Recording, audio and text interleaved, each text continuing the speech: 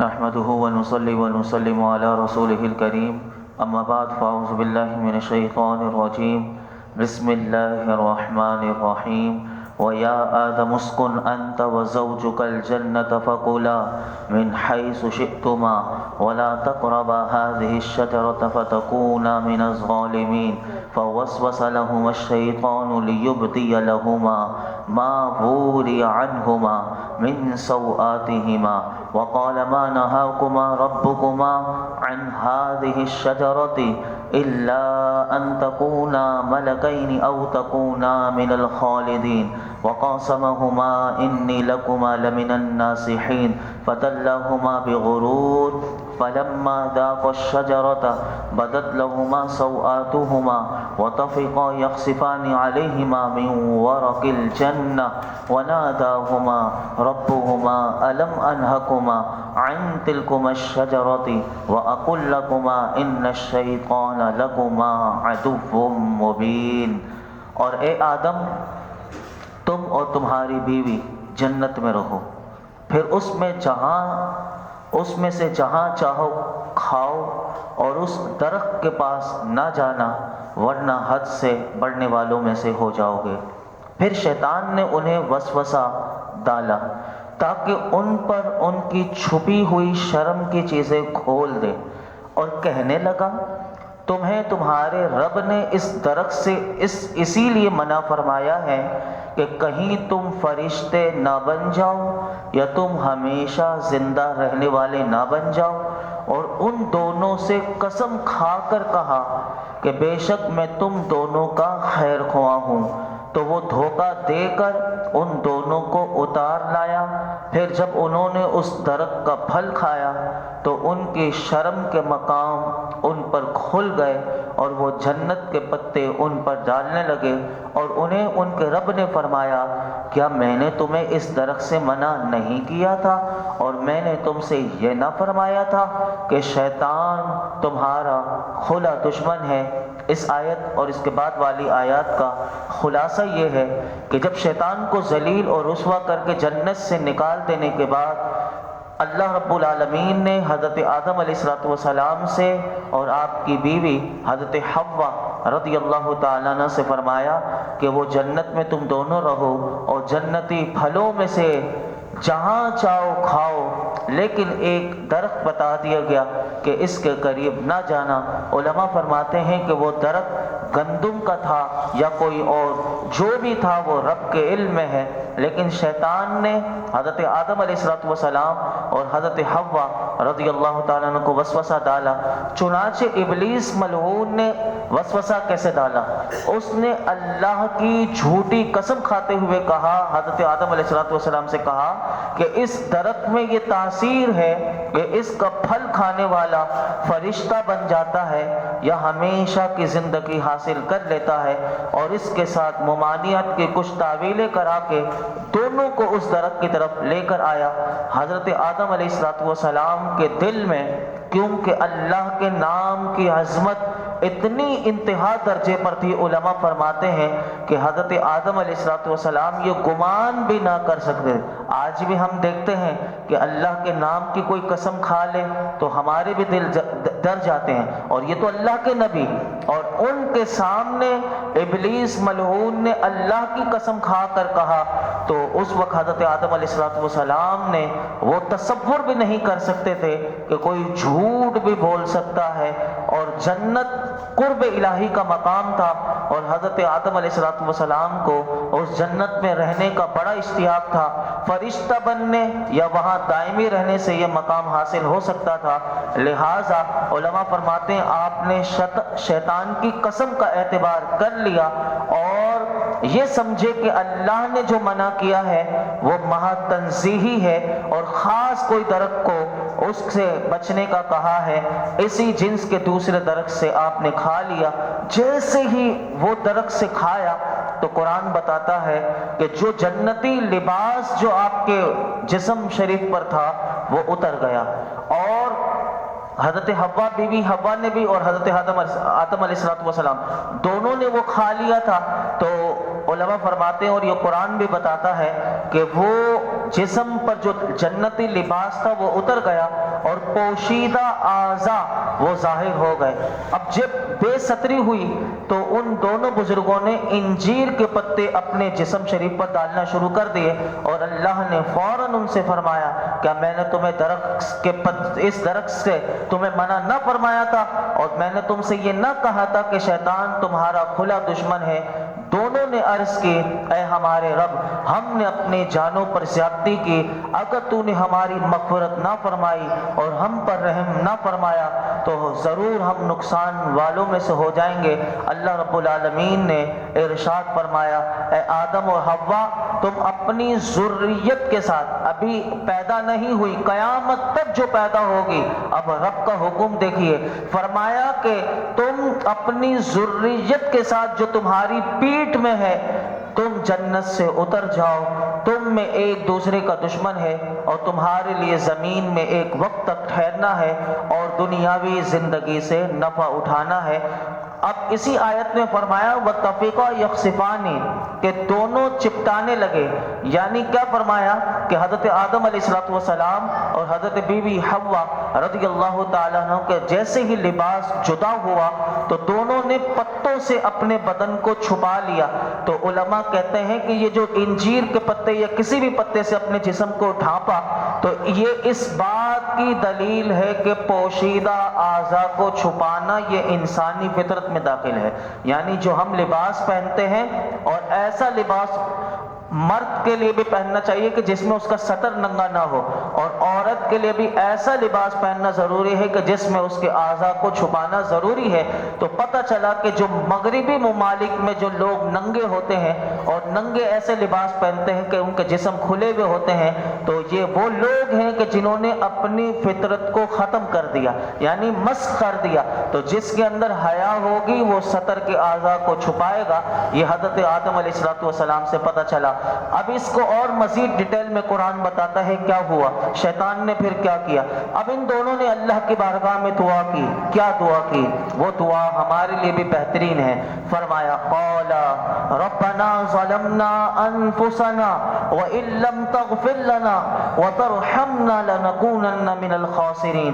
दोनों ने अर्ज की, ऐ हमारे रब, हमने अपने जानों पर ज्यादती की और अगर तूने हमारी मग़फ़िरत ना फरमाई और हम पर रहम ना फरमाया तो ज़रूर हम नुकसान वालों में से हो जाएंगे। उलमा फरमाते हैं ये जो हज़रत आदम अलैहिस्सलातु वस्सलाम ने कहा हमने अपनी जानों पर ज्यादती की, तो इससे कोई गुनाह ना समझे, क्योंकि इससे गुनाह मुराद नहीं है, बल्कि अपना नुकसान करना है। और नुकसान क्या करना है कि वो इस तरह के उन्हें जन्नत से ज़मीन पर आना पड़ा, और जन्नत में कोई मुशक्क़त नहीं, जन्नत में आराम ही आराम वाली ज़िंदगी है, क्योंकि उधर जो मन चाहे वो हाजिर हो जाता है। अल्लाह की जन्नत ऐसी आला है। तो ये वाला नुकसान हुआ कि जन्नत से ज़मीन पर आ गए और ज़मीन पर मुशक्क़त वाली ज़िंदगी इख्तियार की। इसके बाद उलमा इसी आयत के ज़मन में और भी फरमाते हैं कि हज़रत आदम अलैहिस्सलातु वस्सलाम ने अपनी लग़्ज़िश के बाद जिस तरह दुआ फरमाई, इसमें मुसलमानों के लिए ये तरबियत है कि जब हमसे भी अगर कोई गुनाह सरदर्द हो जाए तो फ़ौरन अल्लाह की बारगाह में नदामत का इजहार करते हुए एतराफ़ करे कि मालिक मुझसे गुनाह हो गया। और मग़फ़िरत कैसे मांगे? तो कहा कि मग़फ़िरत ऐसे मांगे जैसे लजाजत हुए, जैसे बिला तशबीह के, जैसे एक भिखारी अगर जिसको कितनी अगर भीख मांगनी होती है तो कितना बिल्कुल नीचे दर्जे पर आजिज़ी करते वो लोगों से मांगता है, तो वो तो रब्बे करीम है। तो उससे जब बंदा तौबा करे, मग़फ़िरत करे, तो ऐसी आहो जारी करे, गिरियाज़ारी करे और अल्लाह से मग़फ़िरत मांगे, रहमत का सवाल करे, अल्लाह उसका गुनाह बख्श दे और उस पर रहम फरमाए। और हज़रत क़तादा रज़ियल्लाहु ताला बड़ी खूबसूरत बात इरशाद फरमाते हैं, मोमिन बंदे से जब गुनाह सरज़द होता ہوتا ہے تو وہ اپنے رب سے حیا کرتا ہے اور پھر الحمدللہ وہ یہ جاننے کی کوشش کرتا ہے کہ اس سے نکلنے کی راہ کیا ہے، مجھ سے ہو گیا غلطی، مجھ سے گناہ ہو گیا، تو آپ فرماتے ہیں وہ جان لیتا ہے کہ اس سے نکلنے کی ایک ہی راہ ہے، اور وہ نکلنے کی راہ وہ توبہ ہے، وہ استغفار ہے، وہ اللہ سے معافی مانگنا ہے۔ لہٰذا توبہ کرنے میں کبھی شرم محسوس نہیں کرتا مومن بندہ، لیکن وہ جو کافر ہوگا یا جس کے دل میں ڈھیٹ پنا ہوگا یا جس کا دل ہی کالا ہو گیا ہوگا وہ توبہ میں شرم کرے گا۔ فرماتے توبہ کے علاوہ کوئی راہ نہیں ہے کہ بندہ گناہ سے اپنے معاف کروا سکے۔ یہ ایک ہی راستہ ہے کہ جو ہمیں بتایا اس قرآن نے ہمیں بتایا، اور حضرت آدم علیہ السلام کے اس عمل سے پتہ چلا کہ آپ نے فوراً اللہ کی بارگاہ میں مغفرت مانگی اور رحمت مانگی۔ ہمیں بھی ہر لمحہ توبہ کرنی چاہیے۔ توبہ کے بارے میں اتنی احادیث ہیں استغفار کے بارے میں کہ بندہ ہر وقت توبہ تو لازمی کرے۔ میرے آقا کا عمل مبارک یہ تھا کہ ایک حدیث پاک میں 70 مرتبہ، ایک حدیث پاک میں 100 مرتبہ حضور فرماتے میں روزانہ توبہ کرتا ہوں اللہ کی بارگاہ میں۔ تو ہمیں بھی روزانہ 100 مرتبہ ایک تسبیح پڑھنی چاہیے، استغفر اللہ، یہ پڑھ سکے تو یہ، ورنہ استغفر اللہ ربی من کل ذنب واتوب الیہ، یا پھر استغفر اللہ الذی لا الہ الا هو الحی القیوم واتوب الیہ۔ اور ہم نماز کے بعد تو کوشش یہی کرتے ہیں، کیونکہ ہم اجتماعی طور پر جماعت میں حاضر ہوتے ہیں، تو ہمیں اتنی آواز سے پڑھنا چاہیے کہ تاکہ ایک مجمع میں ہمیں پتہ، ہم سب ان جو اللہ کے مقبول بندہ بھی کوئی نہ کوئی نماز میں حاضر ہوتا ہے، اس کے لبوں کی آواز کے ساتھ ہماری بھی آواز میچ ہو جائے اور اللہ ان کے صدقے ہماری بھی توبہ قبول کر لے۔ اسی لیے ہم نماز کے بعد یہ توبہ کرتے ہیں کہ ہم نے جو عبادت کی وہ اس لائق نہیں کہ اللہ کی بارگاہ میں پیش کر سکیں، لیکن یا اللہ ہم نے تیری دی ہوئی توفیق سے ادا کر لی، لیکن تو ہی اس توبہ کی برکت سے ہماری نمازوں کو بھی قبول کر لے۔ تو یہی مقصد ہوتا ہے۔ تو نمازوں کے بعد بھی توبہ ضرور کرنی چاہیے، اور یہ بھی حضور کی سنت ہے کہ نماز کے فوراً بعد 3 مرتبہ میرے آقا علیہ الصلوۃ والسلام استغفار فرمایا کرتے تھے۔ آگے ارشاد فرمایا قال اهبطوا بعضكم لبعض عدو ولكم في الارض مستقر ومتاع الى حين قال فيها تحيون وفيها تموتون ومنها تخرجون۔ اللہ نے فرمایا تم اتر جاؤ، تم میں ایک دوسرے کا دشمن ہے اور تمہارے لیے زمین میں ایک وقت تک ٹھہرنا اور نفع اٹھانا ہے۔ اللہ نے فرمایا تم اسی میں زندگی بسر کرو گے اور اسی میں مرو گے اور اسی سے اٹھائے جاؤ گے۔ یہاں علماء فرماتے ہیں دونوں حضرات سے جنت سے اتر جانے کا حکم ہوا، کیونکہ اس میں 2 وجہ ہیں۔ حضرت آدم علیہ السلام کی تخلیق کا اصل مقصد جنت میں رہنا نہیں تھا، بلکہ آپ سورہ بقرہ میں سن چکے ہیں کہ اللہ نے آدم علیہ السلام کو بنانے کا مقصد کیا تھا۔ وہ اللہ نے فرشتوں کے سامنے کہا تھا کہ میں زمین پر اپنا نائب بنانے والا ہوں، خلیفہ بنانے والا ہوں، تو وہ خلیفہ حضرت آدم علیہ السلام سے شروع ہونی تھی، وہ خلافت اور وہ پوری آپ کی ذریت چلنی تھی۔ تو علماء فرماتے ہیں کہ ان کا اصل مقصد زمین میں انہیں خلیفہ بنانا تھا، اور وہ حضرت آدم علیہ السلام کی تخلیق سے پہلے فرشتوں کے سامنے اللہ نے اس کا اظہار فرما دیا تھا۔ پہلا مقصد تو یہ ہو گیا۔ دوسرا مقصد کہ اولاد آدم میں آپس میں عداوت اور دشمنی ہونی تھی، اور جنت ایک ایسی جگہ ہے کہ جہاں کسی کے دل میں کسی کے لیے عداوت بھی نہیں ہوگی، دشمنی بھی نہیں ہوگی، تو وہ لوگوں کو بھی چھانٹنا تھا، یعنی وہ الگ ہو جائیں گے۔ تو فرمایا کہ یہ سارا جب ہوگا کہ جب مقصد تخلیق آدم کی تکمیل کے لیے اور اس کے بعد رونما ہونے والے واقعات جب حضرت آدم علیہ السلام کو زمین پر اتارا جائے گا، اس کے بعد یہ سارا قیامت تک ہوگا۔ تو یہ سارا یہ اللہ کا نظام ہے، یہ ہوا۔ تو کوئی اسے یہ نہ سمجھے کہ وہ گناہ ہو گیا۔